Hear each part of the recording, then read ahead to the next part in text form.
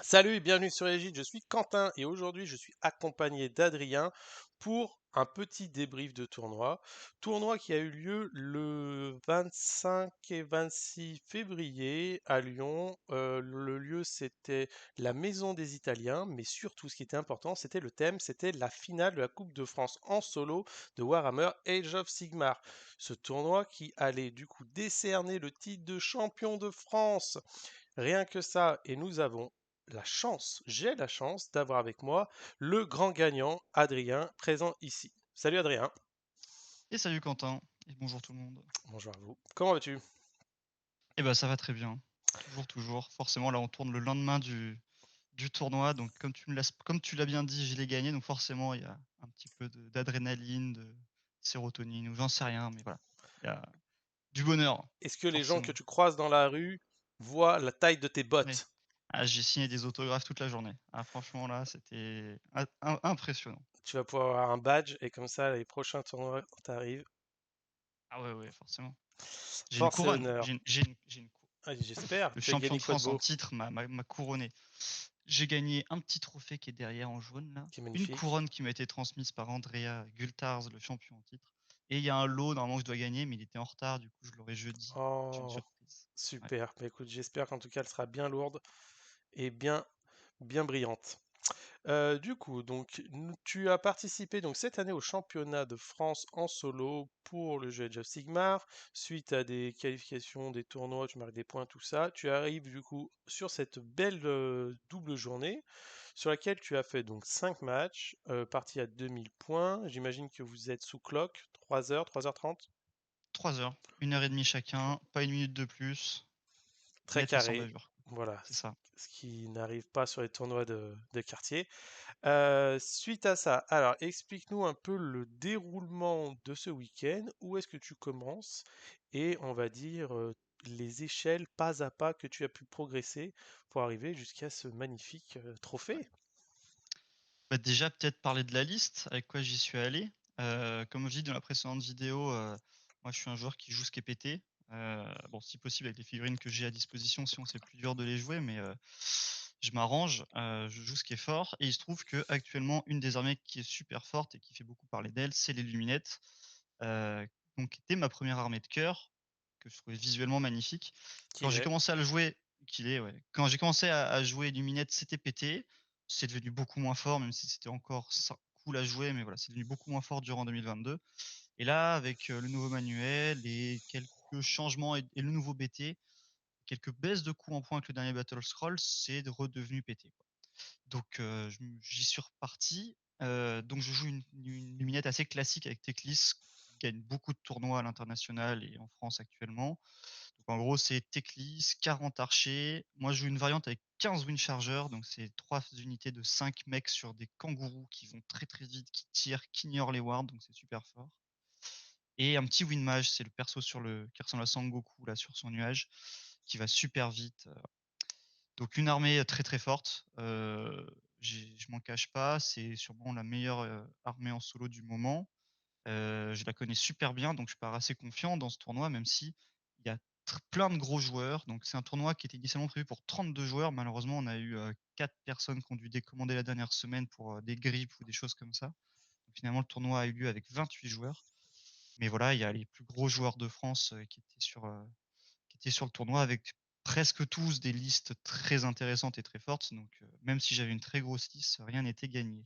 Très bien. Petite question, quand tu composes ta liste pour venir jouer cette finale, tu la composes en te disant, je fais la liste la plus latérale possible pour affronter le plus de match-up ou vraiment la plus verticale en me disant ce que je joue, je gagne et puis il y a des match-ups, je pourrais pas les si je les joue, je les perds. Tu vois ce que je veux dire? Ouais. Alors, c'est une très bonne question. Le problème, c'est que ça s'applique pas à Luminette actuellement parce que Luminette, c'est tellement fort, malheureusement, que t'as pas de partie il n'y a pas de match-up perdant. Hmm. C'est triste, hein, j'en cherche. Il y a des match-up compliqués, hein, et j'en ai eu ce week-end. Mais Un miroir rien n'est. peut-être? Bon, voilà, un miroir, c'est toujours compliqué. Mais je l'ai pas affronté ce week-end. Il y en avait un autre, Teclis. Je reviendrai sur les match-up, en tout cas pour Luminette. Mais voilà, c'est une liste qui est si forte que tu peux jouer n'importe quelle partie, ce qui n'est pas le cas de même des listes des listes excessivement fortes qui ont des counters. Là, il y en a vraiment pas de counter. Il y a des match-ups compliqués. Mais de manière générale, ouais, moi, j'ai joué, des listes en général en solo, heu, qui sont dans ce genre-là. C'est-à-dire qu'elles ont aucun mauvais match-up. Elles ont au pire des match-ups compliqués, match-up où tu vas faire une petite défaite et la possibilité de faire des grosses victoires, quoi. J'ai joué full mouche qui était un peu comme ça aussi. Tu avais aucun mauvais match-up, tu pouvais perdre, hein, mais tu perdais pas de beaucoup et sur un malentendu, dans plein de match-up, tu mettais des gros scores, quoi. Ce qui est le cas de Luminette actuellement aussi. Tu as des parties compliquées, mais sinon tu peux mettre des gros scores et forcément, c'est ça qui fait que c'est Mmh. très, très fort actuellement. Et tu penses que c'est plus facile de gagner avec une armée qui met facilement des 20-0 et qui peut jouer des 10-10 qu'une armée qui va faire tout le temps des 14, tu vois, Bah, en fait, ça, c'est le grand débat sur notre système en France. Parce qu'en fait, nous, en France, on a un système de tournoi qui est différent de l'international. En fait, à l'international, quand ils font un tournoi, ils classent les joueurs en fonction du nombre de wins, du nombre de victoires. Et après, pour départager, ils vont regarder comment s'est passé chaque victoire. Donc, si tu as une armée qui assure de faire 5-0 en faisant des petites wins, tu es presque sûr d'être dans le top 3. Euh, Là où nous, en France, on classe en fonction du nombre de points. C'est-à-dire sur chaque partie, tu marques des points, donc de 0 à 20, on additionne les points et c'est celui qui a le plus de points qui a gagné. Donc en fait, une personne qui a gagné 3 parties 20-0 et qui a perdu 2 parties 9-11, il va avoir en tout 78 points. Et bah, ça peut suffire pour gagner un tournoi. Moi, par exemple, ce week-end, j'ai gagné avec 83 points. Donc, tu vois, sur un autre tournoi, tu peux gagner en perdant 2 parties, en fait. Donc, pour la France, clairement, il faut jouer des armées qui font des 20-0 et qui, au pire, perdent 8, 7. C'est ce qu'il y a de mieux pour gagner, quoi. Et c'est là où le facteur chance apparaît, parce que forcément, si tu tombes que sur des match-ups où tu vas faire des 20-0, tu vas gagner. Voilà. Alors qu'aux États-Unis, bah, si le mec qui a fait 3-2, donc a perdu 2 parties, il va se retrouver sur un tournoi de 50, il va se retrouver 30e, quoi. Ou 20e, parce qu'il a perdu 2 parties. Donc, nous, dans notre système en France, en solo, il faut prendre des armées qui scorent beaucoup plutôt que des armées qui assurent des petites wins. Très bien. Ok, ok. Eh ben, vas-y, explique-nous ton premier match. Ouais, bah du coup, je tombe contre un joueur que je connais bien. C'est un joueur marseillais qui fait partie aussi de l'académie, donc le groupe de joueurs qui s'implique beaucoup pour l'équipe de France et pour le compétitif en France. Donc, il s'appelle Attaque, qui était l'année dernière au championnat du monde. Il était remplaçant pour l'équipe de France et finalement, il a joué pour l'équipe. Non, il n'était pas remplaçant, lui. Mais il a joué pour l'équipe des Nations Unies, c'est-à-dire une équipe qui fait un peu une équipe neutre dans le championnat du monde et qui était là parce qu'il y avait un nombre impair d'équipes. Donc un très bon joueur, qui jouait une liste pas folle, même s'il y a quelque chose à faire avec sa liste, mais bon, clairement elle est pas folle, donc c'était un match assez facile pour moi. Donc il jouait Kragnos, 4 tyrans et 12 Leadbelcher dans la sous-faction qui augmente les BM d'impact. Donc l'idée c'est qu'en fait il a des tyrans qui ont des BM d'impact sur du 3+, et qui chargent à 3d6 grâce à Kragnos, donc ça te fait des gros trous dans les écrans. Et après les tyrans ils cognent fort aussi, t'as les Leadbelcher qui tirent pour péter des écrans ou sniper une unité importante. Son armée est pas ridicule, mais contre moi, malheureusement, il pouvait presque rien faire parce que j'ai la létalité pour le table rasé presque en un tour ou deux, s'il est agressif. Et en fait, j'ai trop de distance, j'ai trop de moyens de l'empêcher de jouer, quoi. Donc c'est Donc, une armée qui est sûrement très forte pour punir les erreurs de placement de l'adversaire. Et du coup, dans une armée ouais, comme la tienne, où en fait, ta mobilité et le contrôle de table que tu as te ouais. donne une grande latitude, quoi. Ouais, la liste avec Teklis a une mobilité hallucinante, une prise de table hallucinante. Je m'en suis rendu compte encore plus pendant ce tournoi que pendant mes tests récemment.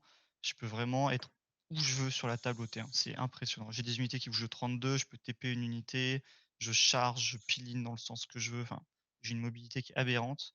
Du coup, je peux vraiment l'enfermer chez lui. Voilà. Donc, il a décidé de jouer très défensif, ce qui est très bizarre avec sa liste, mais en vrai, c'est ce qu'il devait faire s'il voulait gratter le plus de points possible. Il aurait pu tenter un all-in débile et tenter de passer, mais ça serait jamais passé. Donc en vrai, il a joué comme il fallait. Il a joué ultra défensif. C'est très étonnant, mais Kragnos, qui est l'unité la plus létale du jeu, qui est en envie de, enfin vraiment le monstre le plus Mhm. flippant, etc. Il s'est retrouvé T3 dans son coin de table de déploiement. Mais en vrai, c'était pas une mauvaise idée. Parce que bah, du coup, j'ai pas pu le tabler, ce qui fait qu'il a toujours trouvé une petite tactique à faire, un petit objectif dans un coin. Même si, voilà, je l'ai oppressé chez lui, j'ai tout tué assez vite. Ce qui fait que cette partie était, malheureusement pour lui, il le savait, hein, pas très intéressante. Il arrive à gratter 2 points, mine de rien, donc je suis un 18-2. parce que Ogor a des tactiques très faciles à faire, même avec extrêmement peu d'unités, que je peux pas trop contrer. Donc il a pu faire des petites tactiques et cetera. Donc voilà, il a fait le plan de jeu qu'il fallait pour gratter des points. Il pensait m'en gratter 1 point, il m'en a gratté 2. Donc il était très fier de lui, il avait doublé son estimé. Moi, Bravo. je pensais faire 16-17 et s'il jouait agressif et que ça passait pas, 20-0. J'ai fait 18. Voilà, assez content. Une partie facile, c'était assez cool, on va dire, parce que quand j'ai vu, on avait une semaine avant le pairing, donc on savait contre qui on allait jouer à la première ronde. Ça m'a un petit peu soulagé parce que j'ai pu me concentrer sur d'autres armées parce que voilà, cette partie-là, je savais qu'elle était gagnée. J'avais le plan de jeu en tête, c'était facile, on va dire, pour moi avec mon armée. Donc j'ai pu travailler les autres scénarios et cetera pour, gagner un peu de temps. Cool. Une première partie 18-2 qui me propulse à la première passe provisoire du tournoi, parce que personne n'a fait plus. Il y avait un autre mec qui a fait 18-2 et du coup, on se retrouve ensemble à la deuxième partie et ça commence direct à se compliquer parce que je tombe en gros, j'avais été fait, sur les 32 listes parce qu'initialement, on était censé en avoir 32. Je m'étais fait un petit top 5 des listes que je voulais pas affronter et directement deuxième partie, je tombe dessus. Donc c'était la 5e liste que je voulais pas affronter. Premier Heu scénario, vous êtes sur quoi? Première table, vous êtes sur quel scénario? 1re partie, on est sur, les mâchoires de Galets en français, je pense, Jaw of Galets en anglais. Le scénario où on crame des objectifs. Ok, et deuxième Ce qui était partie? en plus un gros avantage pour moi parce que c'est un scénario où on peut être très loin. J'étais Mhm. très tranquille. En fait, je lui ai laissé le T1, il pouvait rien faire. Même avec Kragnos qui a une grande projection et cetera, il pouvait pas m'atteindre et s'il avait limite T2, bah, je lui cramais l'objectif chez lui, ce qui fait qu'il marquait aucun point. 2e scénario, on joue sur celui les noms, je les ai pas encore, hein, c'est assez récent. Celui où il y a 2 objectifs qui sont complètement excentrés, vraiment à moitié en dehors de la table et qui disparaissent au T4 et ils sont là les 3 premiers tours et si on a un champion de galet dessus, on gagne un point bonus. J'ai pas Sauf le champion en tête, mais je crois pas que ça soit celui-là. Non, non, mais on voit bien lequel c'est. Et donc je Ça- tombe contre une armée Séraphon, un peu originale, mais qui en fait m'embête, très étonnamment. Donc le cœur est assez classique, il y a un Sking Priest, un Slann, pas Croak, il y a un Slann, une machine des dieux et un Bastiladon de tir. Ça, on va dire que c'est quand même un petit peu le cœur de toute armée Séraphon actuellement. Là où lui, il était un petit peu original, c'est qu'il avait donc un Carnosaur, qu'on voit assez rarement, il avait le Célestin Prime, donc un allié Stormcast qui FEP et qui est très, on va dire, stable parce qu'il charge auto à 12, il tape très fort, il a des BM au tir en AOE, donc c'est assez fort. Et il avait 2 petits packs, je crois que c'est une bande Warcry, là, les Wanshi, c'est des petits skins qui tirent à la sarbacane, qui font des BM. Donc mine de rien, ça Insupportable. m'embête, insupportable parce qu'il va pouvoir me gratter des PV sur mes packs sans que je fasse grand chose en arrivant en FEP, etc. Et il a quand même 4 grosses menaces avec le Bastiladon, l'Engine of the God, le Carnosaur et le Slann, les 4 m'embêtent un peu. Donc voilà. Heu, c'est un match-up que j'aime pas du tout jouer Seraphon contre Luminette parce qu'en fait, on se nullifie un petit peu à la magie et c'est beaucoup sur des jets de dés au premier tour que va jouer la partie. En fait, en général, le Luminette a envie de laisser le Séraphon jouer. Le Séraphon va tenter des BM sur tous mes packs d'archers et j'ai une chance sur 2 de les annuler et si j'ai pas de chance, il va m'enlever 5-6 archers, il y en a un peu plus qui vont partir à la bravoure et en fait, c'est chiant. Donc là, j'ai décidé de partir sur un plan de jeu ultra agressif, ce qui est pas enfin, quand tu vois mon armée, tu te dis pas que je peux faire ça. Mais disons que sur ma zone de déploiement, j'ai mis Teclis devant, les 40 archers en ligne droite et l'objectif, c'était de lui rentrer dedans comme un animal. Ce qui est surprenant quand tu joues contre une armée full tir. Et t'es venu te Mais battre avec l'arc au corps à corps. je suis allé mettre des coups de flèche au corps à corps. Donc Teclis a chargé T1, mes Wind Chargers ont chargé T1, mon Wind Mage qui peut bouger de 32, qui met des BM d'impact est parti T1 comme une bille. Ce qui fait que je lui tue, sa machine des dieux et après j'ai merdé parce que je voulais trop tuer le Slann alors qu'en vrai le Slann je m'en foutais un peu. J'ai abîmé le Carnosaur et j'ai abîmé le Slann. J'ai réussi à en tuer aucun des 2. J'aurais dû me focus sur le Carnosaur et le tuer. Donc c'était une erreur. Déjà que mon plan de jeu était assez greedy, on va dire, j'ai fait une petite erreur. Mais voilà, je lui ai quand même fait très mal, hein. Je lui pète énormément de trucs au T1. Je prends la table de manière hallucinante, c'est-à-dire que je suis littéralement sur toute la table. Et lui, il a encore toutes ses frappes en profondeur, donc entre le prime et les one-shot, donc il a encore de la ressource, quoi. Donc il fait son tour 1, il décide de tout mettre dans Teclis, le Carnosaur, le Bastiladon, heu et malheureusement pour lui, je pense que c'est une grosse erreur, on en a parlé après la partie, c'est une grosse erreur. Il a pas fait arriver le prime, il va le garder pour le tour 2 parce qu'en fait le prime, plus il reste longtemps, dans Plus le il gagne ciel, des plus il va avoir attaques. d'attaques. Mais en vrai, contre moi, il a pas besoin d'avoir 2 attaques de plus. Il m'embête de base, s'il arrive terre, il m'embête, quoi. Donc il a pas fait arriver. Il a fait arriver les Wan-Chi là, qui m'ont fait des petits dégâts dans les archers, mais pas assez. Et malheureusement, il va laisser Teclis à 2 PV, en tapant avec le Carnosaur et en tirant avec le Bastiladon. Alors le truc, c'est qu'il y avait pas beaucoup de CP, parce que quand tu joues contre Luminette, tu peux pas utiliser tes orbes parce que j'ai Total Eclipse, et cetera. Donc le Bastiladon a pas pu tirer 2 fois, le Carnosaur avait pas de plus 1 touche, enfin, il a quand même été un peu sous stat. Il aurait dû tuer Teclis. Il l'a pas tué parce que Teclis, du coup, il était chez lui, hein, parce que j'ai chargé, voilà, j'y suis allé. S'il avait fait arriver le Prime, Teclis mourait et le Prime pouvait aussi péter un autre pack d'archers, enfin abîmer un autre pack d'archers, donc ça aurait été compliqué. Surtout s'il avait le double tour, parce que du coup, comme j'ai pris le T1, il y avait la possibilité qu'il ait un double tour. Et s'il avait fait arriver le Prime plus un double tour, j'étais dans la merde, je le savais, hein, c'était le plan de jeu. J'ai tenté un all-in pour faire un 20-0 en ayant ligne de T2. Les dieux m'ont écouté, j'ai eu ligne de T2. Et du coup, je l'ai table rasé. À la fin du T2, il lui restait un Skin Priest avec un PV. Et du coup, le Célestin Prime dans le ciel. Qui est arrivé sur son T2, qui m'a pris un objectif en tuant ce qu'il y avait dessus. Mais voilà, il a gratté 2 points, 3 points parce qu'il a fait une tactique et un objo. Et après, j'ai encore eu ligne de T3, je crois, oui. Et je le table rase complètement. Il n'y a même pas besoin de. On s'est arrêté là parce que c'était fini. Mais voilà, j'ai donc parti. En vrai, j'en suis pas très fier parce que j'ai pris un risque. Si j'avais pas le Dignité 2, je perdais pas la partie, mais j'allais devoir sortir les rames pour gratter une petite victoire à 12-13, je pense. Mais je savais que en jouant normal, je ferais pas beaucoup plus que 12-13. Et là, en jouant comme ça, je pouvais faire 20-0. Donc je l'ai tenté, je l'ai eu mon 20-0, ce qui me met super bien parce que 18 et 20, là j'étais premier du tournoi avec une petite avance déjà sur le deuxième. Et le fait d'être sur un scénario où tu es déployé, donc de mémoire à 18, parce que tu es collé, hein, c'est ça, hein, C'est ça. Ouais, sur c'est ça. le truc, fait que sur un autre scénario peut-être plus loin, t'aurais pas pu tenter cette tactique, ou tu C'est penses ça. avoir la projection d'y arriver? Non, non, c'est ça. Enfin, non, je peux projeter un pack sur n'importe quel scénario, je peux t'envoyer un pack dans la tronche quoi qu'il arrive, mais toute mon armée, non. Non, non, je l'ai fait parce que c'était ce scénario-là. Effectivement, sur un autre scénario, j'aurais joué une partie classique en pétant une ressource par tour, en ayant des dégâts par-ci par-là, en jouant sur un double tour. Là, je me suis dit: «Vas-y, fonce tout droit». En plus, c'est un scénario où l'enfermement marche bien parce que du coup, les objectifs sont très excentrés et Mmh. lui, il a aucun moyen d'envoyer ses Gaëtan champions dessus. Donc je savais en plus qu'en fait, je prenais un tour full en points et que même si ça se passait mal, lui, il aurait pas des tours avec beaucoup de points. Parce qu'il y aurait le prime qui m'aurait pris un objo, mais pas plus. Donc il allait faire des petits tours en niveau points. Peut-être des gros tours niveau létalité, mais des petits tours niveau points. Donc j'aurais pas été si mal en fait, même si j'étais pas forcément bien à la létalité sur la partie. Oui, c'est un peu le problème de ce scénario, entre guillemets, c'est vu qu'il est très étendu, si on est premier joueur et qu'on a une grosse force de frappe, entre guillemets, on peut se projeter, enfermer l'adversaire chez lui. C'est ça. Et juste un tunnel master, ça suffit peut-être à reprendre un objectif sur le côté et encore. Et c'est pas ça qui va permettre, entre guillemets, de revenir. Et Ouais, le exactement. problème, c'est que quand les objectifs tombent de la falaise, c'est le RP qui dit ça. Ah ouais, je savais pas. Ouais, OK, je crois que c'est au bord de la falaise, il s'appelle celui-là. Du coup, d'accord. ils s'effondrent sur le côté, les objectifs. Souvent, on se retrouve avec des héros qui se bougent de Ils 4 ou servent à rien, ouais. 5, ouais, qui sont Ouais, sur c'est les ça. côtés, qui ne servent plus à rien. Et si tu as une Ouais, unité de bodyguard avec qui bouge de 5, bah en fait, le tour 5, il te sert à rien, tu as des c'est ressources qui ça. sont mortes, quoi.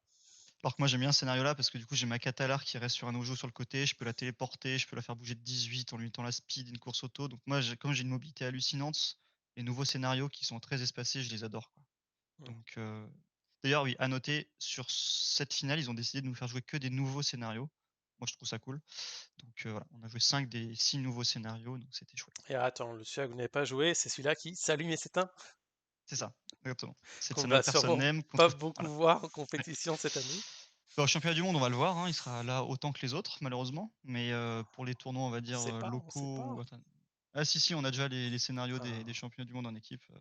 J'ai pas compté pour savoir parce qu'il y a des scénarios qui répondront une ou deux fois de plus que mhm. les autres, mais ils sont tous là à part à peu près équivalentes, quoi. Ok, très bien.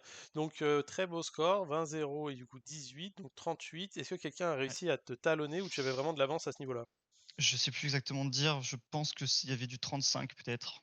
Faudrait que je retourne voir de mémoire, ouais. Il y avait peut-être 34-35, mais pas beaucoup plus. J'avais déjà 2-3 points d'avance facile sur le deuxième. Cool. Donc, troisième match, tu racontes quoi? 3e match, alors attends parce que faut pas que je me trompe. Tactic boom, j'ai un trou de mémoire, pourtant j'ai écrit il y a à peine 1 heure toutes mes parties. Et là, j'arrive plus à réfléchir. Tac, tac, tac. Alors attends, je vais y repenser. Ouais, t'inquiète, on n'est pas pressé. Oui, 3e match, j'affronte, un joueur qui en plus est un vidéaste, Michael de son surnom, putain pourquoi je le trouve plus? Là je sais pas ce qui se passe avec mon cerveau. Comment il s'appelle? C'est le fait d'être champion. Je suis désolé pour lui. Meliodas. Putain pourtant je le connais bien. Meliodas, il s'appelle Mika, donc il fait des vidéos, qui habite dans le nord, qui lui aussi fait partie de l'académie, que je co voilà, qui est un très bon joueur, qui jouait donc une Soulblight Gravelord. Donc il avait un Vampire Lord sur Dragon Zombie et Manfred, donc 2 grosses menaces assez mobiles, pas ultra létales, mais létales. 2 packs de 40 zombies, un pack de 30 squelettes, un nécromancien, un Vampire Lord et une charrette. Donc une armée de prise de table avec quand même 2 grosses menaces qu'il peut laisser en réserve pour arriver sur les flancs parce qu'il est en légion de la nuit. Légion de la nuit. Donc voilà. Je suis très serein, c'est pas un match-up qui me fait peur. L'avantage, c'est que j'ai l'initiative, donc je peux le laisser commencer, faire un T1 à vide presque. Hem, du coup, je me prends pas de double tour. Parce qu'en fait, le problème de mon armée, c'est si je me prends un double tour avec des grosses menaces très mobiles, bah, 1er tour, elles pètent mes écrans, 2e tour, elles sont dans Teklis et les archers et là, c'est la merde. Donc en fait, dès que je peux, bah, je me prémunis d'un double tour en laissant le mec jouer en premier. Au pire, il me fast strike, il me rentre dans mes écrans et derrière, je le lave complètement. Parce qu'une fois que tu es proche des archers et de Teklis, il y a rien qui survit, c'est catastrophique. Donc voilà, je le laisse commencer. Donc là, on est sur le scénario Only the Worthy, donc le scénario où les champions de galets sont prioritaires. Ce qui m'avantage pas forcément dans le match-up parce que donc il a 2 champions de galets et des énormes packs autour. Donc il y a moyen, s'il les place de manière optimisée, que je mette 1 ou 2 tours à reprendre l'objet. Mais j'ai quand même une létalité de malade, donc les packs de zombies, ça saute super vite, quoi. Donc voilà, il fait un tour 1 assez frileux, c'est-à-dire qu'en fait, il avait déployé ses 2 gros dragons en frappant de profondeur avec 40 zombies. Donc sur table, il y avait 40 zombies, 30 squelettes et les 2 petits persos.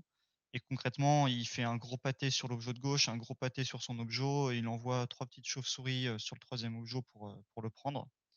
Et voilà, donc il fait un tour, full. Et moi, du coup, je vais avoir le T1 et là, ça va être un carnage. Je vais complètement laver les 40 zombies sur la gauche avec le nécro. Donc, il y a plus rien sur la gauche. Je l'enferme chez lui, là où il y avait les squelettes avec, 5 wind chargeurs. Je tue quelques squelettes et les chauves-souris qui étaient à droite, je les tue complètement. Et mais vraiment, ce qui était important pendant mon tour, c'était de prendre le plus de place possible sur la table pour que justement les unités qu'il avait laissées en réserve arrivent le plus loin possible de mes archers de Teclis. Et du coup, c'était le cas, j'ai vraiment réussi à bien le faire, ce qui fait qu'il a le choix de l'initiative T2. Il aurait pu prendre la décision de me la laisser. Alors je l'aurais complètement table rasée, mais il aurait resté en frappe en profondeur le vampire et Manfred et 40 zombies, qui sur un double tour après pouvaient me faire mal. Mais le truc, c'est qu'en fait, il l'a dit et je lui ai confirmé, s'il me laissait le tour, il y avait moyen que je lui empêche complètement de mettre ses réserves. J'ai tellement de prises de table Hmm. qu'il y avait moyen qu'il ne puisse juste pas les poser physiquement, quoi. Il y avait pas la place à 9 de moi, parce qu'il faut mettre les réserves à plus de 9 de l'adversaire, il pouvait pas les poser. Donc il a pas le choix, il doit jouer. Donc il les fait arriver de réserve, il tente des charges, mais voilà, il va péter un pack de 5 wind chargeurs et derrière, moi, je vais jouer, je vais laver presque tout ce qui reste. Alors on va quand même jouer, je vais pas le tabler avant le T4, je crois. Ça va jouer, il y a son zombie qui va me repéter un pack de wind chargeurs, il y a quelques archers qui vont mourir et cetera, mais voilà, je vais presque rien perdre et je vais le tabler assez vite. Malgré les repop de 20 zombies, il a fait repop les 40 zombies, je crois. Les 2 packs en hip-hop. Donc en tout, j'ai tué 120 zombies et 30 squelettes.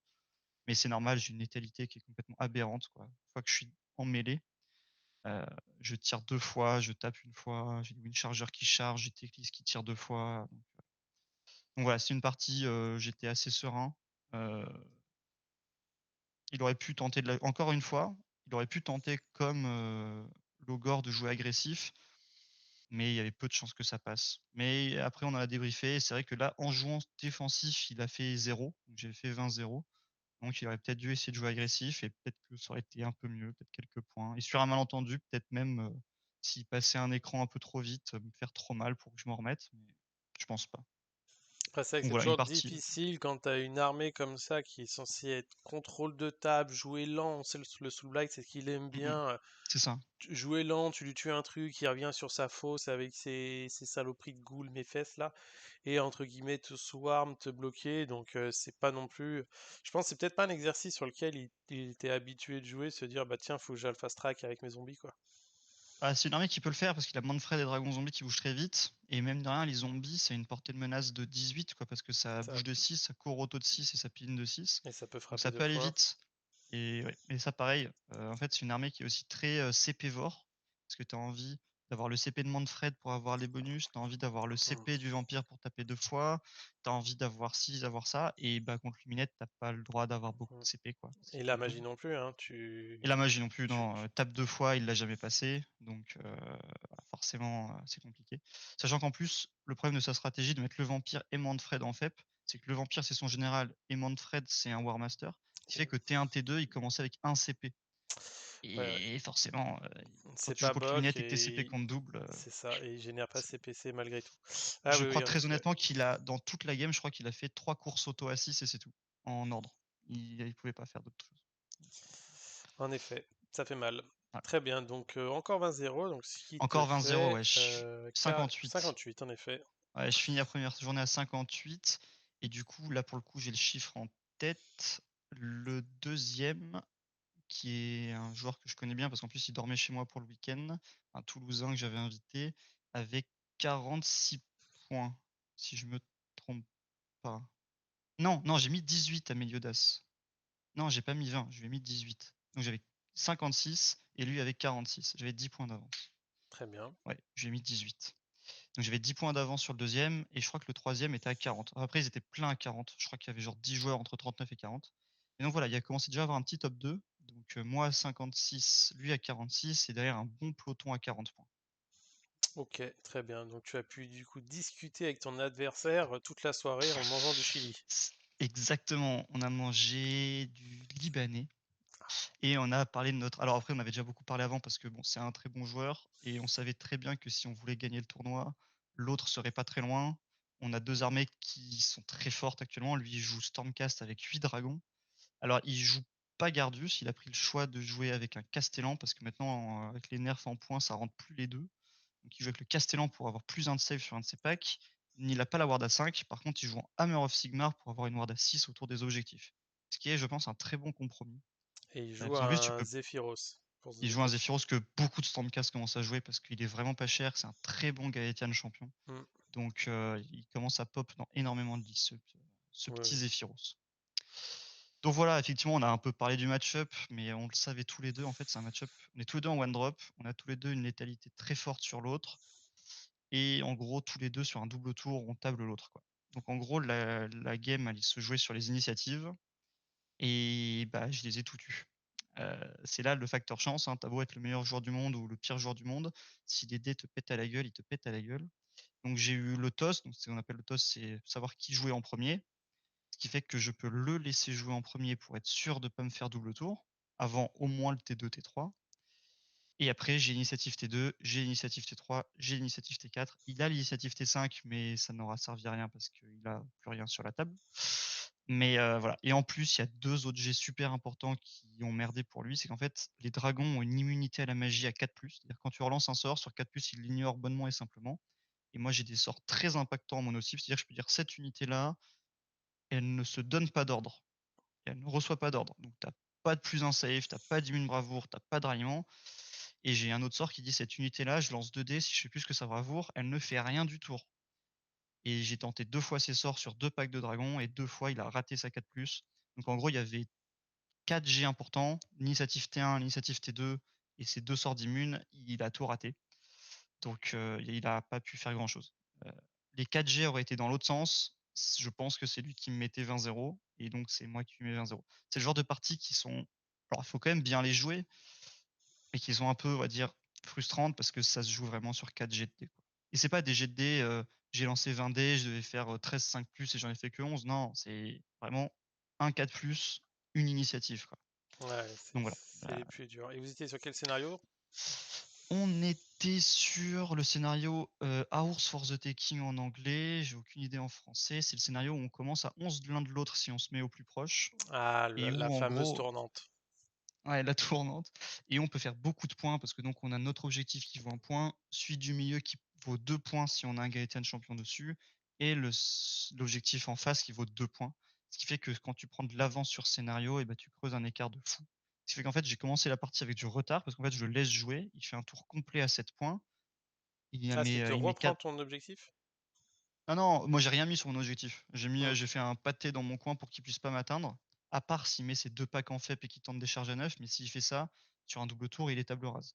Donc il l'a pas fait intelligemment, il a juste fait des pâtés sur les 2 objectifs, parce que je peux pas me permettre en fait, si je suis sur mon objectif, il met ses 8 dragons à 11 de moi et là c'est carnage. Parce que du coup, il a la portée pour tirer sur ce qu'il y a derrière mes écrans, je peux pas me le permettre. Donc il fait un tour à 7 et moi j'abandonne mon objectif et je pars à fond sur le sien pour mettre un paquet de dragons dans le vent et tuer le paquet de dragons qui est au milieu. Comme j'ai le double tour T1, T2, bah, je vais complètement laver le pack de dragons au milieu et en plus, du coup, je vais lancer le sort sur le pack de dragons qui est loin qui va l'empêcher un petit peu de bouger, quoi. Donc en gros, j'ai toute mon armée sur son objectif et lui, il a tout ce qui lui reste sur le mien qui peut pas bouger, ce qui fait qu'il va jouer et presque rien me faire et après, comme j'ai une T3, bah, je vais presque le table raser. Quand il va jouer son T3, il lui restera un dragon et 3 libérators. Donc il va gratter des points, il va encore faire une petite tactique, et cetera. Mais comme je fais le T4 et le T5 full point et lui 0 point, j'ai ma grande stratégie et pas lui, bah, ça creuse un écart énorme, quoi. Donc je fais 20-0 avec même quelques points de supplément, quoi. Top. Ouais. Et donc là, ça me propulse vraiment énormément devant parce que donc j'ai 78 points. Et le deuxième, il a, si je compte dans ma tête, 66, je sais plus. En gros, mathématiquement, on arrive à la 5e partie et si je fais 2 points, je suis sûr d'être premier. Et si je fais 1 point, je suis sûr d'être deuxième. Donc ça rassure un peu, même s'il faut pas se chier parce que ce serait quand même ultra frustrant de faire 0,20 et de finir troisième. Oui, ça Je serait suis la pire sûr d'être pression. podium. Je suis mathématiquement sûr d'être podium et voilà, si j'assure 2 points de victoire, je suis premier. Donc forcément, j'arrive, déjà, avec un petit soulagement en dernière partie, quoi. Mais là où ça se complique un peu, c'est que je joue la 5e partie contre quelqu'un qui sait un petit peu jouer. Bon après, Tout le monde sait tous mes jouer. adversaires avant savaient jouer aussi, hein. Mais là, en l'occurrence, lui, il a une petite étiquette, comme tu le disais, sur son blason. C'est donc Yorin, le champion du monde en titre, en solo. Donc un joueur de l'équipe de France d'origine, allemande, en tout cas il est franco-allemand, qui joue pour l'équipe de France depuis l'année dernière et qui rejouera pour l'équipe de France cette année, qui a donc gagné les championnats du monde en solo l'année dernière et qui joue une armée extrêmement forte. Il joue l'ancien manuel, enfin l'ancien livre d'armée Bock, Beast of Chaos, qui donc vient d'être changé, mais pour ce tournoi, on était encore sur l'ancienne version. Et il joue une version très très forte, donc avec une Crown Spine, 2 paquets de 6 disques, Sangor sur disque, et 20 Bestigor et après, des petits Ongor, un Chagot pour créer des points d'invoque, et cetera. Une classique, une armée excessivement forte qui, malheureusement pour moi, je vais pas dire qu'elle m'est inconnue parce que je la connais un petit peu, l'armée Beast of Chaos, mais c'est une armée que j'ai pas énormément joué contre parce que justement on savait que le BT allait disparaître et bah, il se trouve que pendant mes tournois, j'étais toujours esquivé. J'ai rencontré une seule fois le Beast of Chaos alors que c'était très joué et très fort, mais je l'ai un peu toujours esquivé. Donc voilà, je devais avoir 2 ou 3 parties contre des bocs à mon actif. Donc j'étais pas ultra serein, un très gros joueur, une très grosse liste. Là où j'étais rassuré, c'est qu'il fallait que je fasse 2 points pour gagner le tournoi. Donc forcément, ça libère d'un poids, Oui, c'est sûr. Après, c'est vrai que quand on a des nouveaux BT qui arrivent, souvent on lève un peu le pied sur bien le sûr. fait de jouer contre parce qu'on sait très bien que ça sert à rien de gagner de l'expérience C'est sur un ça. truc qui va mourir. Et même, je sais par expérience qu'il y a des joueurs qui se disent, OK, mon BT arrive dans un mois, 2 mois, j'arrête de jouer à l'armée parce qu'en fait, j'ai pas envie de Ouais, c'est vrai. dépenser de l'expérience sur une armée que je joue et qui en fait va être détruite entre guillemets pour être reconstruite. Ouais, exactement. C'est Donc, vrai que Beast of Chaos qui, bon, a subi quelques nerfs, mais c'était encore très forte, avait un petit peu disparu de la méta ces derniers mois, alors que c'était encore super fort, quoi. Pas disparu, mais ça avait été un peu descendu en nombre de parutions, quoi. Pour exactement ce que tu as expliqué. l'arrivée du nouveau BT. Donc voilà, on commence la partie, donc on joue sur, là pour le coup, je pense qu'il s'appelle Pass of a Champion. C'est celui où on se déploie sur un quart de table. Il y a 4 objectifs dans chaque quart de table, enfin un objectif dans chaque quart de table. Et si on a un champion de galet qui est sur un objectif en dehors de son territoire au début de sa phase de héros, on peut choisir 2 tactiques au lieu d'une. Ce qui m'avantage un petit peu aussi parce que le BT Beast of Chaos, l'ancien en tout cas, c'était un petit peu son problème, c'est qu'il a pas de bonne tactique. Il y en a une qui est faisable, une autre qui est parfois faisable, mais tu peux l'éviter, et à part ça, c'est tout. Alors que le BT Luminette, on a 2 voire 3 très faisables et arrive bien à faire les tactiques génériques. C'est une des grosses forces de mon armée aussi, c'est que, à part si je me fais exploser la gueule, j'ai toujours une tactique à faire. Là, jusqu'à présent, sur les 4 premières parties, j'ai fait mes 20 tactiques de bataille, j'en ai raté aucune. Je vais en rater une sur la dernière game, mais en tout, j'en ai fait 5 parce qu'on peut en faire 2 par tour, quoi. Donc voilà, je pars avec, cette idée en tête que je suis bien, parce que je vais pouvoir gratter des points quoi qu'il arrive. Malheureusement, on est tous les 2 en one drop, comme souvent à très haut niveau, et je perds l'initiative. La première initiative importante du tournoi que je perds. Ça arrive au round 5, hein, donc je me plains pas. Donc c'est lui qui choisit qui commence. Évidemment, il va se déployer en premier pour avoir le choix. Donc il fait un déploiement classique, hein, il met Spine tout droit devant, les persos autour de la pierre, et il laisse ses 3 menaces, donc les 2 fois 6 disques et les 20 bestigors en frappe en profondeur pour, bah, je sais qu'il va me laisser commencer, et s'il a le double tour T1, T2, bah, ces menaces, même si elles ont pas réussi à faire leur charge à 9 T1, bah, il va avoir 2 packs de 6 disques qui volent de 16, qui sont ultra létales, hein. Ça explose n'importe quoi dans le game, encore plus dans mon armée qui, même si j'ai pas mal d'outils de défense, est très fragile. Hem, donc sur un double tour, je me fais péter la gueule, quoi. Je le sais, je vais tout faire pour m'en empêcher, mais j'ai pas énormément d'outils pour l'empêcher, donc voilà. Donc je fais mon tour 1, je marque le maximum possible, donc je fais une petite tactique, je prends 2 objectifs, tranquillement. J'essaye de screen au maximum sa Spagne pour pas qu'elle rentre dans mon château, et j'essaye comme d'habitude d'envoyer mes Wind le plus loin possible pour que ses frappes en profondeur arrivent, le plus loin possible de mes archers de Teclis. Mais encore une fois, en bougeant de 16, je me fais pas d'illusions, s'il a double tour, il va passer au-dessus de mes écrans, quoi. Je vais essayer d'enlever un niveau à Spagne en tirant dessus, mais à longue portée, j'ai pas une létalité exceptionnelle, surtout que j'ai quelques archers que j'arrive pas à mettre parce qu'il y avait quand même des décors qui bloquaient un peu.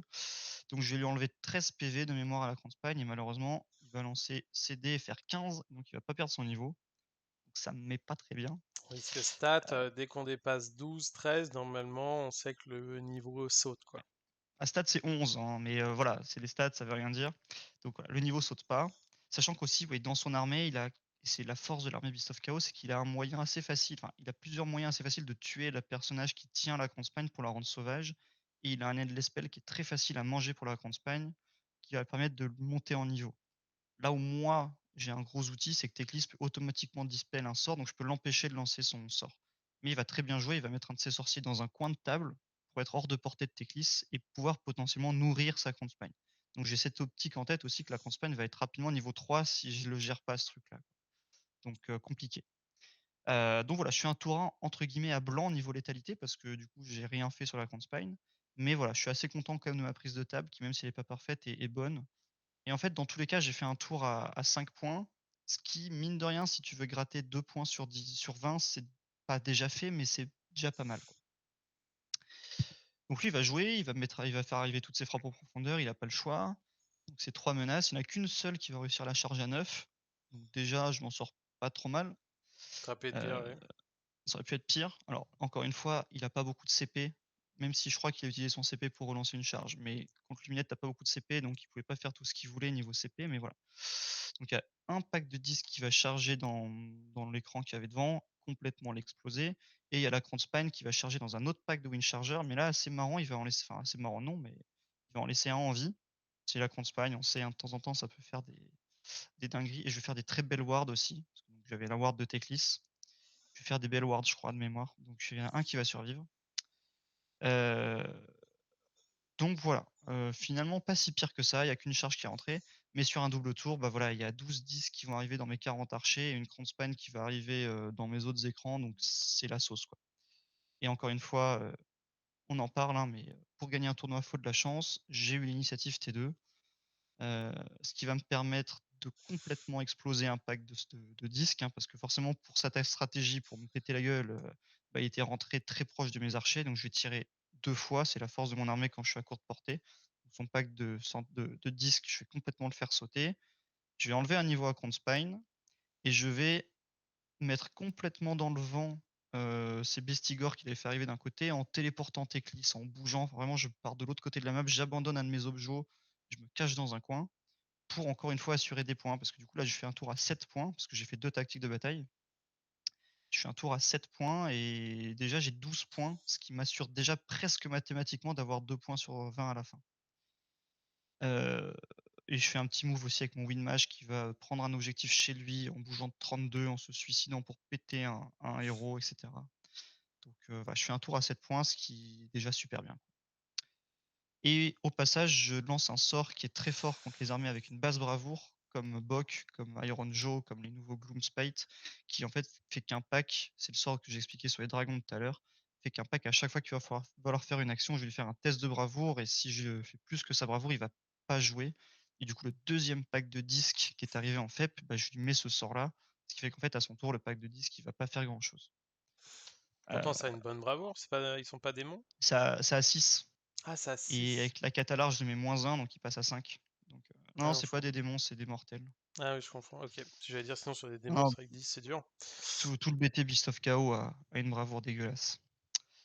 Donc il va jouer son T2, il va quand même me faire mal, hein, parce que la Spine, du coup, j'avais enlevé mon Windcharger, parce que la force de Windcharger, c'est qu'ils peuvent peel-in dans le sens qu'ils veulent. Donc en fait, même si tu peux pas te désengager d'une Spine, tu peux peel-in en dehors de la Spine. Donc mon Windcharger qui avait survécu s'est barré.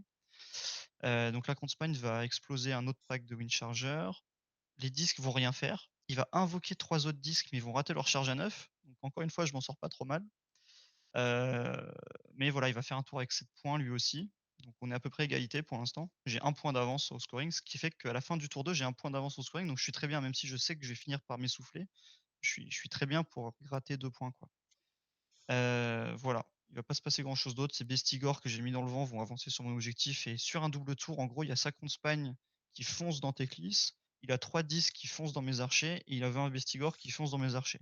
Donc sur un double tour, je suis dans la sauce, mais encore une fois, je vais avoir une init T3. J'ai raté la première init de la partie, mais j'ai gagné les 2 autres, ce qui fait que je vais encore faire un tour, alors pas à 7 cette fois, mais à 5 parce que j'avais pas de personnage pour pouvoir prendre une deuxième tactique sur un objectif. Donc je fais un tour à 5 en tuant encore 6 disques. La Conspan, je lui rate son niveau, je lui fais 9 PV. J'avais pas grand chose à mettre dessus, j'ai tenté parce que j'avais des trucs à côté, je lui fais 9 PV, mais elle va pas mourir malheureusement. Voilà, donc je fais un tour à 5 points et là, en fait, je prends mon temps, je compte et je sais que je suis champion de France parce qu'en fait, mathématiquement, même s'il fait une game parfaite à partir de ce moment-là, j'ai 2 points, quoi. J'avais même 4 points. Donc, dans ma tête, même si j'allais jouer la game jusqu'au bout, je savais que j'étais déjà champion de France au tour 3, donc j'étais bien content. Oui, tu avais bien scoré, tu avais bien Ouais, conduit tes parties pour pouvoir marquer le plus de points c'est ça. possible, quoi. C'est ça. Après voilà, la fin de la partie va moins bien se passer parce que alors je crois qu'il a pas le double si il a c'est ça, il a le double tour 3-4 ou 4-5, je sais plus. Et en fait, il va quasiment me table rasée, il va rester que Teclis qui va aller gratter un point en se téléportant dans un coin, qui va gratter un autre point au dernier tour en faisant ma grande stratégie parce qu'en fait, il avait plus rien chez lui. Donc je suis allé péter son perso chez lui. Alors là, c'était génial parce qu'en fait, c'est le genre de partie qu'on adore parce qu'il y avait déjà beaucoup de gens qui nous regardaient parce que donc on a joué jusqu'au bout des 3 heures. Donc forcément, comme on savait que le vainqueur allait être à cette table, tout le monde nous regarde. Enfin, il y avait presque une dizaine de personnes autour de notre table au bout d'un moment, à une distance raisonnable, hein, pour qu'on puisse jouer, mais il y avait quand même beaucoup de gens autour de nous. Et on était tous les 2 très, très mal à la cloque, c'est-à-dire qu'on a tous les 2 joué notre tour 4 et notre tour 5 avec 5 minutes. Et Ah oui. c'était et en vrai, bon, quand tu es dedans, tu t'en rends pas compte, mais putain, ça va super vite, quoi. On a vraiment fait des trucs, en y repensant de fou, quoi. On a bougé de tout super vite. Heureusement que tes clics lancent pas les sorts, tu gagnes du temps. Ah ouais, ouais, non, mais j'en lançais que un, celui qu'il me fallait, je réfléchissais même pas, enfin voilà.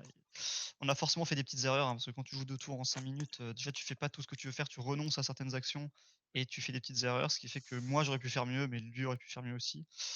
Ce qui fait qu'au final je perds la partie, je perds 7-13. Heu, je pense pas que je pouvais faire bien mieux, c'est un match-up qui est super compliqué.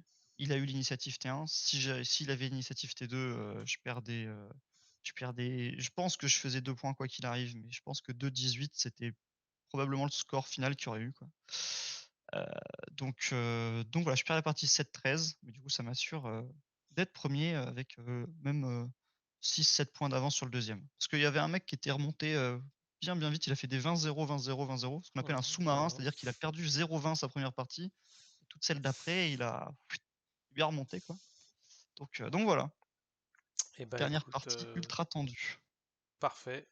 En tout cas, une bonne maîtrise, de tes match-up, une bonne préparation de ça, une bonne maîtrise des scénarios aussi qui t'ont permis de Ouais, marquer les points au bon moment, de la bien réussite, bossé. que c'est Il en faut, un hein, ça de toute façon on se le cache pas.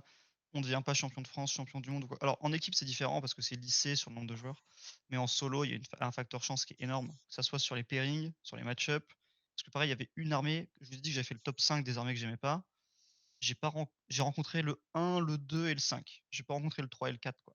Ce qui aurait pu me compliquer encore plus la route et me foutre encore plus dans la merde quoi, il y a un facteur chance énorme, hein, forcément. intéressant, intéressant. Donc là, maintenant, prochaine étape, le championnat du monde. Alors Euh, avant, il y a le championnat de France en équipe ah oui, qui a championnat de lieu, France en équipe avant. mi-avril de tête. Donc je vais participer, où il y aura des très belles équipes et après effectivement, fin mai, début juin, les championnats du monde en solo puis en équipe, ouais. Parfait. De ce côté-là, tu vas continuer ta préparation, on va dire de manière linéaire, ou tu vas lever un petit peu plus le pied pour voir les sorties qui vont arriver ou pas du tout? Ou là, vous savez déjà sur quoi vous allez partir, à savoir que les BT sont bloqués et on s'arrête à Boc? Alors en fait, les BT et les facs sont bloqués, de mémoire au 8 avril. C'est-à-dire qu'au 8 avril, tout ce qui sort après, on ne le prend plus en compte. Donc il y aura le BT, Caradron Overlord là qui va sortir, je crois qu'il a été annoncé en préco la semaine prochaine, donc il Samedi sort dans 2 prochain, semaines. tout à fait. Donc lui, il est 100 world. Et bon, on va évidemment le considérer, hein, il y a des chances que ce soit très fort et on a un joueur, Andrea justement Gultars, amoureux de Caradron, donc il va poncer le BT comme jamais et on va voir si on le joue ou pas. A priori, niveau BT, ça sera tout parce que Cornes la Neige, ça va sortir après, en mai. Le problème, c'est qu'il y a de fortes chances qu'il y ait un battle scroll soit le 8 avril, soit le 15 avril. Si les 8 avril, il sera pris en compte. Et il y a de fortes chances qu'ils mettent des gros taquets à certaines armées, notamment Luminette, même si on n'en sait rien, mais il y a de fortes chances. Du coup, on peut pas être sûr à 100 de ce qu'on va jouer au World, sachant qu'on doit rendre nos listes le 22 avril. Pour l'instant, on a une bonne idée de ce que va jouer chacun, avec un point d'interrogation sur Caradron. Mais voilà, le Battle Scroll peut complètement nous foutre la merde à 2 semaines avant le rendu des listes. Mais voilà, on va faire comme si de rien n'était, comme si le Battle Scroll allait pas sortir. De toute façon, on n'a aucun moyen de le savoir ou de jouer autour. Donc non, là, on va s'entraîner comme des porcs. On a tous une très bonne idée de ce qu'on va jouer en l'état. J'ai pas le droit de le dire, mais moi, je sais ce que je vais jouer. Il y a pas J'espère. trop de il y a pas trop bah, non, mais justement, moi, je suis le gros point d'interrogation parce que bon, voilà, c'est un secret de polichinelle, hein. Je suis pour l'instant le joueur Luminette, s'il y en a un. Le problème, c'est s'il y en a un, parce que vraiment l'armée est trop forte. Donc il y a de fortes chances, si le Battle Scroll sort avant, que l'armée se fasse complètement casser les jambes et de ça, je devrais jouer à autre chose. Hmm, Mais voilà, en l'état, je vais forcément traîner Luminette. Alors après, on va continuer de temps en temps jouer autre chose, de jouer contre le plus d'armées possible pour voilà, être flexible, parce que jusqu'à 2 semaines avant le rendu des listes, on sera amené à jouer autre chose, quoi. Après voilà, on est tous hmm. des joueurs et c'est pour ça qu'on est choisi très adaptatifs, qui jouent plein d'armées, qui ont plein de gameplay différents, donc on est capable de s'adapter vite. Évidemment, on aime bien avoir du recul sur ce qu'on joue, Tout à fait. Et est-ce que tu penses que aujourd'hui, donc hier, quoi, dimanche soir, on sait donc le nouveau BT Caradon va sortir, et en même temps, il y a la précommande des nouvelles boîtes avec les nouveaux bataillons qui arriveront le même jour, donc pas ce samedi-là, le samedi d'après. Donc j'imagine que samedi ou dans cette semaine, on va avoir des leaks ou les informations des bataillons, parce que commercialement parlant, c'est très compliqué de vouloir vendre un produit précommandé quand on ne sait pas ce qu'il y a dedans. Voilà. Est-ce que tu penses que ces bataillons-là seront importants dans votre préparation, ou ça va plutôt être anecdotique? Et j'en ai aucune idée. J'avoue que d'habitude, je suis très leak et cetera, je me renseigne beaucoup. Là, j'ai pas creusé plus que ça. Je sais qu'il y a 2-3 règles qui sont sorties, je les ai pas tant regardées que ça, mais c j'en sais rien. On va attendre d'avoir les infos. Il y a de fortes chances qu'il y ait des trucs intéressants à faire, hein. Je me rends pas bien compte. Donc là, Joker, je sais pas. Ok, Évidemment, on va regarder, on va le taffer et cetera. Si c'est fort, ça sera joué. Voilà, oui, on va regarder évidemment. très bien. Mais j'avoue que je me rends pas bien compte à quel point ça sera impactant, ce truc. Oui, Ça c'est à mon avis, ça peut amener des trucs très, très, très intéressants, ouais. Bah, de toute façon, c'est le potentiellement. but. L'idée, c'était de Ouais. construire des side unités en allié sur d'autres listes. Donc, à voir peut-être pour apporter une diversité Après, sur la construction de ouais, listes. le problème pour le jeu en équipe, c'est que on parle de pink, on parle de zombies, on parle de trucs qui sont fortes dans leur BT de base. Donc quand tu joues en solo, pourquoi pas aller prendre des pings si tu joues Nurgle ou autre, mais les pings, c'est fort de base, on va très certainement les jouer en Zinch. Donc où ça sera sûrement avec un meilleur rapport qualité-point, donc que le bataillon. Voilà, mais après ça se trouve, il y aura des pépites, hein, donc évidemment on va les considérer, ouais, ça c'est sûr. Top, top, top. Eh ben écoute, en tout cas, félicitations pour ton titre. Merci. Tous nos Que je encouragements, défendrai l'année prochaine. c'est ce que j'allais dire, Attention, tous nos encouragements pour la préparation pour les tournois à venir importants en équipe pour la France et pour pour la la Coupe du France, Monde. exactement. Voilà, on sait l'assiduité que tu investis dedans et du coup les résultats seront au résultat. Et puis bah, sur ce, hein, on va vous souhaiter en tout cas pour tous nos spectateurs une bonne soirée ou une bonne journée quand est-ce que vous regardez cette vidéo. Et puis bah une prochaine. Pensez à vous abonner, la petite cloche, le petit like. Un petit mot de la fin peut-être? Et bah, encore une fois, merci de l'invitation, merci à tous ceux qui regarderont cette vidéo et heu et puis voilà, n'hésitez pas, on en a parlé dans la vidéo précédente et je réitère le message, n'ayez pas peur du compétitif, même si vous voulez pas être un joueur compétitif, venez faire des tournois. Moi, j'ai pas à ce tournoi-là, mais à d'autres tournois, joué contre des joueurs débutants, ça se passe toujours très bien, j'ai toujours des très bons retours alors que je suis, et je viens de le prouver ce week-end, un gros joueur compétitif qui aime gagner, hein, qui aime faire des grosses parties, des gros scores. Mais on sait jouer contre des débutants, on sait, faire des parties intéressantes et vous progresserez et vous deviendrez, si vous le souhaitez, un joueur compétitif ou pas et on cherche toujours du monde, hein, même si, les places sont dures à avoir, on cherche toujours des nouveaux talents, des nouvelles pépites, des nouvelles idées et voilà, lancez-vous dans le compétitif sur Age of Sigmar. Exactement. Aujourd'hui, nous avons la chance, entre guillemets, d'avoir des réseaux comme Facebook ou Discord qui permettent de rencontrer des communautés, de discuter avec des gens, de rencontrer des tournoyeurs et aussi des clubs associatifs, des choses comme ça. Et sans compter que nous avons aussi la chance cette année d'avoir French Wargame qui a lancé leur application qui s'appelle My Hobby App, qui permet d'identifier des gens autour de chez vous pour éventuellement trouver bah, des partenaires de jeu, voire à l'avenir des clubs aussi. Donc lancez-vous dans le hobby, c'est un super jeu, c'est des super rencontres et puis ça permet vraiment de construire des choses nouvelles outre le simple fait de juste faire une partie quoi. Ah bah, Bon, carrément, effectivement, c'est vrai qu'on en a pas souvent parlé, mais moi aujourd'hui, mon cercle d'amis, c'est j'ai d'autres amis, mais mon cercle d'amis très proche, c'est des joueurs, hein, donc j'ai d'autres amis. non, mais J'en ai voilà, je veux dire, perdu. ah, j'en ai perdu, j'en perds encore, mais je joue Luminette, hein, je le rappelle, on n'a pas d'amis à jouer Luminette. C'est Mais ça. non, forcément, bah, c'est un hobby, c'est une passion, on se crée des rencontres et des cercles d'amis autour de ça, donc forcément, c'est génial. En effet. Bon allez, merci tout le monde, bonne soirée, bonne journée, à plus. Au Ciao revoir. ciao.